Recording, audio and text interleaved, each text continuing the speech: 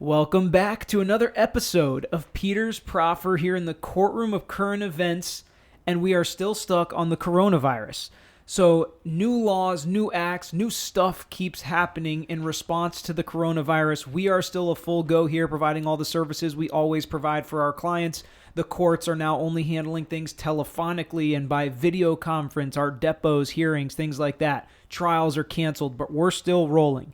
So today we are going to talk about the Families First Coronavirus Response Act that's been implemented to help businesses deal with the coronavirus and all the sickness and all the schools closing. So we'll get into what that act is, what it does, and who's going to pay for it when it's all said and done. Thanks for listening in. As always, if you want any topics heard on this podcast, our handle is at Tragos Law on all social media. My email is petertragos@greeklaw.com.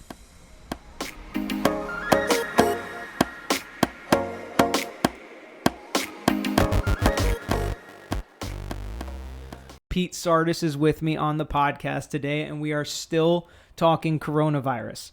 So just to kind of begin the Families First Coronavirus Response Act, why don't you tell us what this is? All right. To give a little bit of background, over the course of the last week or so, the House has put together a series of legal and public health benefits for paid leave, testing for coronavirus, public health issues, benefits for children and families in something called House Resolution. It was a bill, now it's a Resolution 6201.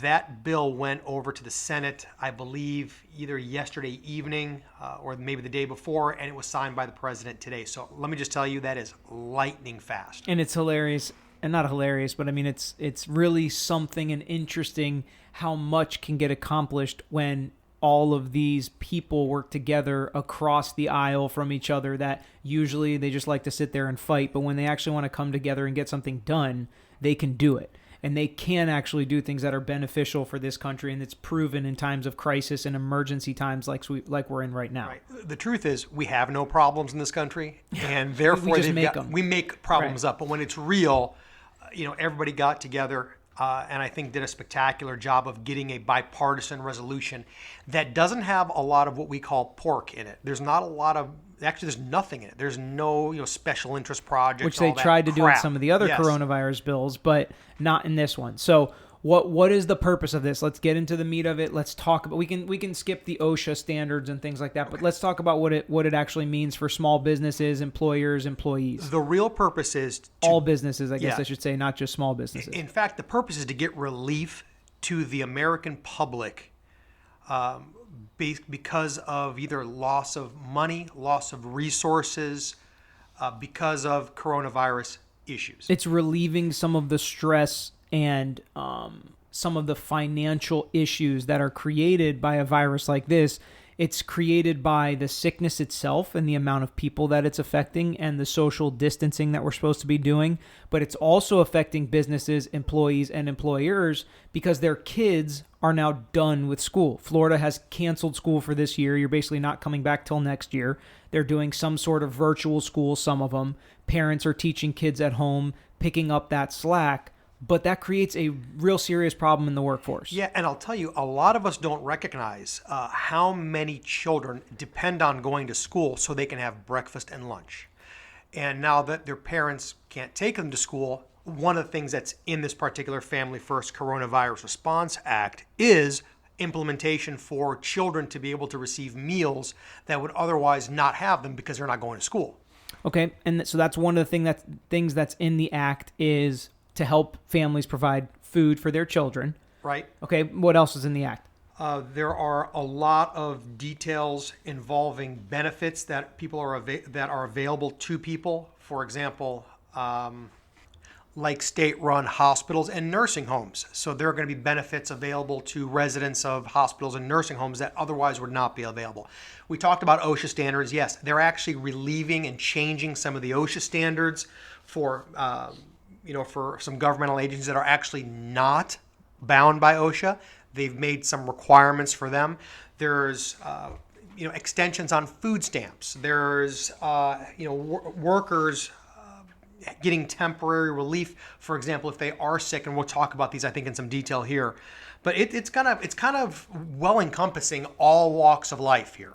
So the major part of it that's going to affect most of the people, and what we want to kind of focus on today, is dealing with the sick leave and the medical leave and having to stay home to take care of your child or someone else that's sick.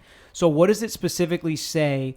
It's providing for businesses dealing with people that are sick and dealing with their children that are now home from school, or dealing with taking care of a sick person that doesn't have anyone else to take care of them. And well, I think you pretty much hit the nail on the head. What it comes down to is this particular bill, well, it's not a law, provides sick leave for individuals that are diagnosed with COVID-19. If they have a family member that is diagnosed that requires their time, it applies to them. It also applies to children and other homebound individuals that require care. So they kind of set out exactly, and we've kind of danced around it. Why don't you read specifically the 4 things that it sets out for people that would be eligible for the additional leave that is provided for in this act? Yeah, Section 601 says specifically, worker that has current diagnosis for COVID-19. Number 2, worker is quarantined, including a self-imposed quarantine, at the instruction of a healthcare provider, employer, government official to prevent the spread of COVID-19. Number 3, worker is caring for another person who has COVID-19 or who is under quarantine relative to COVID-19. And finally, the worker is caring for a child or other individual who is unable to care for themselves due to the COVID-19 related closing of their school, child care facility, or other care program. So that's kind of who this act is built to protect and to help. So what are they providing for? And let's just kind of talk about, because there are some limitations in the bill. There are some things that went back and forth between the House and the Senate that were initially requested, such as this be applicable and available for every business, no matter the size, and for every person, no matter what their responsibility is. But it didn't kind of come down the line like that. And there was also, I think they threw all kinds of date ranges around, like sometimes they talked about doing 2 weeks to make available to employees. Some people wanted 3 months. So it was kind of just across the board trying to deal with this. So what did they come up with? What business size, let's start with, what business size is this applicable for? This really applies to businesses less than 500 people. I will tell you that there's another break of businesses less than 50 people that has a lot more meat to it. But major corporations like, I don't know, Walmart, Fortune 500 companies, right. Yeah, this does not apply to them. Right. So, and that was one of the things that was argued about, I guess, when this bill was coming up. But it ended up being for small and mid-sized businesses. And it's providing, and the reason it makes sense, because one of the things that they talked about and is in the committee notes was these businesses already have paid leave. They have the FMLA Act, which provides a lot of unpaid leave for medical issues, and they can kind of use the resources that are already given to them, these employees. But a lot of small businesses, especially like you talked about, under 50 employees, they don't provide any sick leave at all. And a whole other chunk of employees that are part-time employees usually don't have any sick leave. Well, this act applies to those small businesses and part-time workers. So why don't we talk about now what it's actually providing? What do you get that wasn't already provided to you as part of your employment? Right. Presuming you meet the qualifications of COVID-19 or your family member, you can have 2/3 of your average monthly earnings for a cap up to $4,000. They're also providing this benefit through the end of the year. Retroactive benefits up to 6 months prior to the enactment of this bill for those wage benefits. The act's kind of, I don't want to say not clear, but it's pretty much says 12 weeks. You get 14 days paid vacation, but it also talks about up to 12 weeks of benefits if you're actually diagnosed and you're stuck. And for some of the things that it provides for, like caring for a sick child, some portions of it talk about only 2/3 of your salary, up to $200 a day or $500 a day. There are limitations, and additionally, you have to have worked for the company for 30 days prior to even being eligible for this. Right. So if you just started last week, you're not eligible for what the Families First Coronavirus Response Act provides. But talk a little bit about, so we've talked a little bit about already, what it provides. It provides 2 weeks of paid sick leave. It could provide even more than that, depending on what your situation is. Because a lot of times these businesses don't have that. It also provides 2 weeks additional to whatever your job already provides. So if you take sick leave for this and 2 months from now this is all gone, well, you still have whatever your sick time and paid time off was that you already had with your job. Yeah, and think of it as if you are actually, God forbid, diagnosed with coronavirus, or you have a family member that is, those 14 days of sick leave is just for coronavirus. It does not affect your standard 14 days of sick leave just because you got the flu. So a question that I have for you is, what if your company has less than 50 employees and you find that this just totally jeopardizes your business viability? Are you stuck having to give your employees these 2 weeks paid vacation? No, and there really is, and this was, I think, really smart, whoever thought of this. There is a provision in the act that basically says if you are a small business, so under 50 people, and your ability to function and to survive is jeopardized by this, you are exempted. Actually, what I should say is you can request exemption. That way your business doesn't go under. Right, and they'll allow you to do that. So, and there are some other things and it's all fluid. In case you haven't noticed, we've done multiple podcasts on different emergency laws and acts that are happening and coming out in a response to the coronavirus. This is all fluid and things could change and they can make amendments to this bill. But before we get into the last part, which is who's going to pay for all of this, is this just going to be in effect forever? Is this a new law, or how are they dealing with it? This actually sunsets at the end of 2020. So December 31st, 2020, this law ends. Yeah, and it's over and it's out. And I'm sure they can do another one if, God forbid, coronavirus lasts into 2021. But as far as this iteration of the act, it is over and done with December 31st of 2020. So now let's talk about what a lot of people are probably thinking about. Who's paying for all of this? Are the small businesses stuck with the bill, or how's this working? The truth is, when we talk about government spending, we pay for it. We, the citizens, the taxpayers, pay for all of this. And what's happened is... What he means is we're paying for it in our taxes. Right. But in the bill, who's paying for this? A lot of this money is coming through the Social Security program. That's kind of how it's structured. For all the super nerds out there, they actually made specific line items to protect the Social Security Trust Fund and the administrative budget. So this money does not come from that. But you could keep hearing people, especially on the news, talking about the government's going to be injecting billions of dollars, actually $1 trillion, I think is the number the last I heard, of money as a stimulus package. So this is what that money is going to. So the way that it's working is these business owners and these employers are going to get full reimbursement for the amount of money that it costs them to have to implement this Coronavirus Families Response Act, and they get it in the form of payroll tax credit. So you apply for that, and the government will give you a credit on what you usually pay for your taxes to the government on your payroll. They'll erase that as part of paying you back for this, but then they will also cut you a check, is what it says, based on the overage if you owe more money to your employees in sick leave than your payroll taxes are. So you're going to be fully reimbursed for all of the sick leave, all of the time off for taking care of children that you have to provide for your employees. And from the employer's perspective, understand that for every employee, your boss pays an additional about 12%, give or take, of taxes on top of your actual salary, and that is your payroll tax. And what the government's going to do is that goes to the government. It goes to the government, absolutely. It is nothing more than a tax for you to be able to work. And what will happen is, like Peter said, you'll remove from your payroll tax calculation the amount of dollars the sick or COVID eligible employee consumed. Now, for some companies, they're too small and the 12% will never add up. So they're the ones that are eligible for a check. Well, and for some companies that are going to be in that part that apply for exemption, like you talked about, less than 50 employees, that this is going to jeopardize the viability of their business.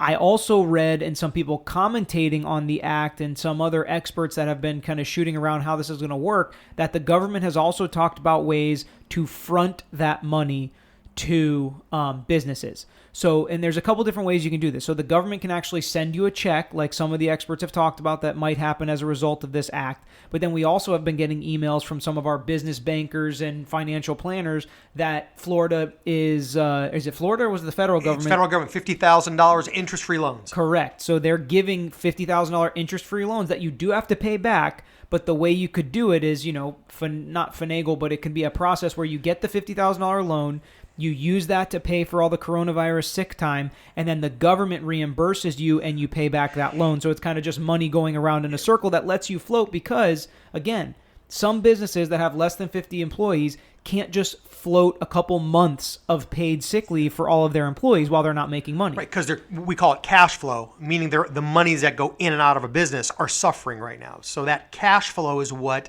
that part of the bill is designed to protect, keeping businesses flush with cash. That way they can keep paying their employees, keep their doors open. And we'll see, frankly, how many more things are going to come out of this. One of the things that we didn't talk about, and I should probably mention, there is even an entire section of unemployment benefits that are going to be set up. And these unemployment benefits you can apply for electronically. So as opposed to going down to the unemployment office and filling out your forms, they're going to be online, or you can call or email, which is unprecedented for the government. And they're going to make the process a lot easier because they realize a lot of employers are going to have to lay off their employees. Some employers are even doing it as a favor to the employees, that as opposed to just sending them home with no pay, you lay them off or you fire them so that they can go get unemployment. Right. And the government is going to kind of uptick, or I should say loosen their strict terms of giving people unemployment. Now they're going to give it a lot easier because they realize all these people are getting laid off because there's no work because of the coronavirus, especially with hotels and tourist activities and casinos food are services, closed. Service, sure. Restaurants, all that stuff is really going down. So they're going to make it easier for you to get unemployment. So the last part of the bill that's going to affect a lot of people is how are they going to make it easier and cheaper for you to figure out if you have the coronavirus? First things first, I think we're going to start seeing tests and testing really get streamlined here in the next, hopefully, few days. The interesting part about the bill is the health provisions that are inside of it, and it talks about Medicare, Medicaid, TRICARE, that's insurance for us military folks, and private health insurance are now all mandated and obligated to cover coronavirus testing, of course, if you qualify, and treatment with no cost to the individual. So there's no copay for that. Right. There's no copay. There's no deductible. There's no out-of-pocket. There's no nothing. Right. Your insurance is going to cover all of this coronavirus stuff that you have. Hopefully it's just a test. Test comes back negative, you go home. But if the test comes back positive, then again, your insurance is going to have to cover it. It's not going to be something that goes through all the red tape and are they going to cover this? Are they going to cover part of it? Are you going to have to pay this much out of pocket while you're not working and not getting paid? Or while you own a business that's losing money, they don't want to add this on top of that. So the government's doing what they can to help. And I'll tell you, to talk about how much they thought this through, which was really impressive, it even includes what we call durable medical goods. For example, let's just say you're immunocompromised and your doctor says you need to have a specific type of respirator mask. It will cover that as a durable piece of equipment that you need to either to protect you or others from the virus. Right. So, and this is the time where the government can come in and kind of help the people of the nation. I was going to say one thing that I find very interesting about this, and not to make light of a pandemic, but there are 300 million people in this country. As of today, I think we've got about 10,000 people that are diagnosed. We're recording this on Thursday, March 19th, so it's going to be a little earlier. You're going to hear this a little later than we're recording it, so the number will be higher, I'm sure, then. Yeah, but when you think about how much effort is being undertaken on a virus that basically affects a very small percentage of the population, but how much effort has gone on into protecting us from this. It's frankly kind of scary. The question is, what are we missing? Yeah, and not just what are we missing, but also the other things that could be fixed if both sides would work together. If the Republicans and Democrats could actually come together and compromise here and there to try to help people that need to be helped, but not hand out unnecessarily for people that don't want to help themselves kind of deals. It's kind of just the government coming together and trying to get things done where everybody can agree, because you can see rational minds can agree, which is the opposite of the saying. Usually it's rational minds can disagree. But rational minds can actually agree, even when they don't see eye to eye on all the issues, when it's necessary and when it's actually the right decisions are being made. Right. And we talk about these people sometimes not very well, but they're smart. And they even came to a point, and it's in the kind of the back end of the act. They've even made provisions for fraud. So if at some point you are discovered to be committing fraud, there are special provisions that take place to prosecute people that are taking advantage of coronavirus. That's like I hire my daughter, have her work here, send her home, she can collect, and then I collect that back from the government. Now we just made double money. I'm sure there's elements of fraud that you can come up with, just like in any other law that's benevolent to the people of the country, and that's what we're always worried about as well. But you just see what can happen when politicians take the politics out of decision making and just try to do what's right. So hopefully this act will help a lot of businesses. Hopefully it'll help a lot of employees, and hopefully you learned something in the podcast today. So thanks for listening, and we'll be back with you next time.